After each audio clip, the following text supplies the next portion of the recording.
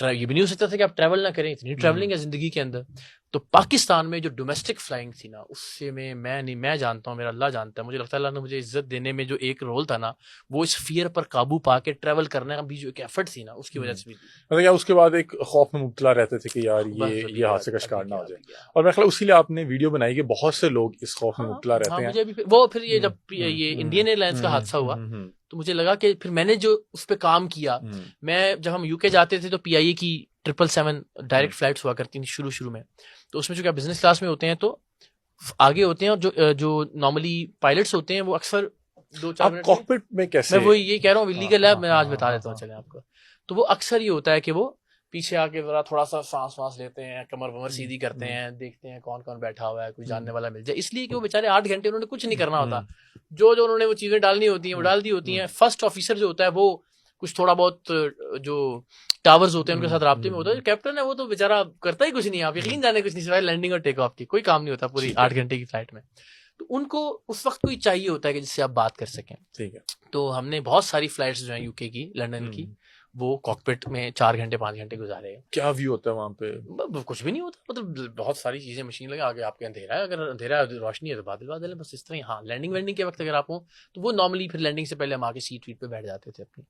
तो जो मैंने कॉकपिट में सफर जब किया ना बहुत सारा, देन आई रियलाइज कि यार जहाज हचकोले खा रहा है, यूं हो रहा है, पीछे वाले सोच रहे होंगे बस अभी गया, और कैप्टन और फर्स्ट ऑफिसर जो है ना वो चाय पी रहे हैं, बिकॉज दे नो कि बहुत नॉर्मल बात है ये। उनके फेशियल एक्सप्रेशंस को मैं नोट करता था, फिर जो मेरी लर्निंग थी फिर मैंने वो सारी उस वीडियो में शेयर की। अच्छा, क्या भाई इसी दौरान फिर जब जुनैद जमशेद साहब वाला हादसा हुआ तो उसने दोबारा आपको हर एक ने, जब एयर ब्लू हुआ तो फिर एकदम से दोबारा से वो फियर की। फिर जब ये कराची वाला ईद से कुछ दिन पहले, कुछ साल वो, फिर जुनैद भाई का तो खैर बिल्कुल ही सबको उसने हिला दिया था, तो हम और ज्यादा।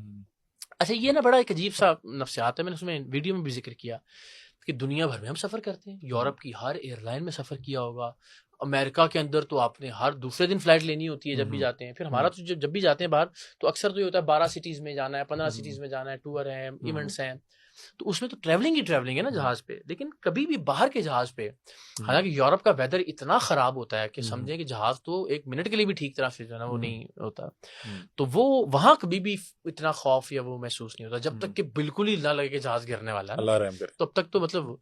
मगर पाकिस्तान में अनफॉर्चुनेटली सिस्टम पर हमारा सबका एज ए नेशन एतबार या एतमाद नहीं है। हम सब जानते हैं कि सारे हम जो है ना वो डंग टपाऊ काम होता है, जुगाड़ पे कर रहे होते हैं। एंड अगेन उसकी मिसालें भी हैं कि हर दूसरे दिन आपका कोई ना कोई, भोजा एयरलाइन है, आपका एयर ब्लू है, आपकी PIA की 2 फ्लाइट्स हैं, तो हर 2 साल बाद अगर आपकी साल बाद एक फ्लाइट गिर रही है तो जाहिर आपका सिस्टम पर से एतमाद उठ जाता है। मैं आपको मिसाल देता हूँ, मैंने भी जब ये जुनैद भाई वाला शायद हादसा नहीं, जब ये ईद से पहले तैयारा गिरा, तो मैंने उसमें एक रिसर्च की।